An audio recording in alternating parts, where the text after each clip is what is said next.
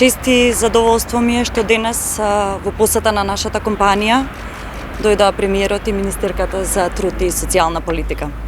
Textile Solution е млада и иновативна компанија која што е продолжение на компанијата, на фамилиарната компанија Zlatex, која постои веќе 32 години како на македонскиот, така и на европскиот пазар. И сега е предводена како втора генерација од моја страна и на страната на мојот брат Дарко. Како фамилиарна компанија, најголема вредност даваме на односот кон вработените и се водиме со мотото дека доколку се задоволни вработените, ќе бидат задоволни и нашите купци.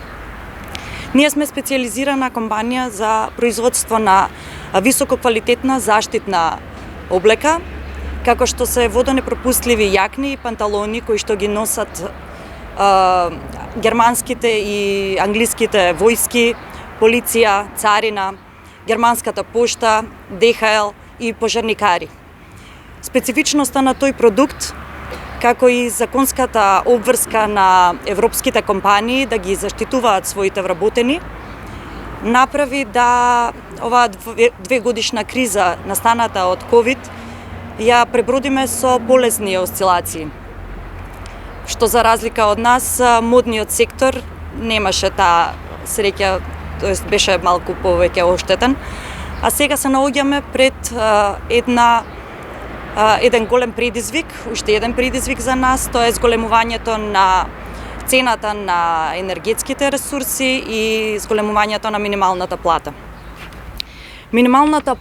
Зголемувањето на минималната плата ќе се реализира, ќе го реализираме согласно најавата.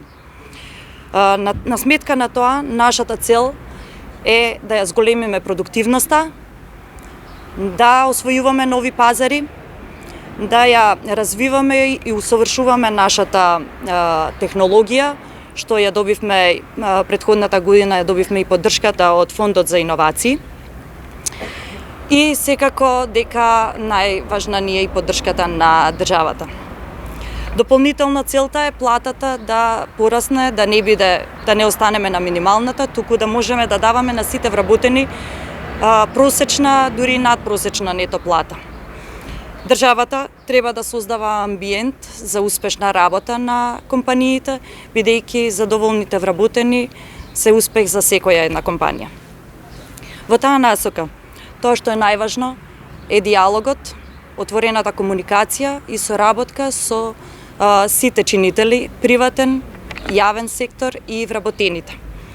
Целта е сите да просперираме, а тоа значи развој за економијата во државата, поголем стандард, подобра куповна моќ и желба да се остане и работи во државата. Приватниот сектор треба да е двигател на економскиот раст. Благодарам.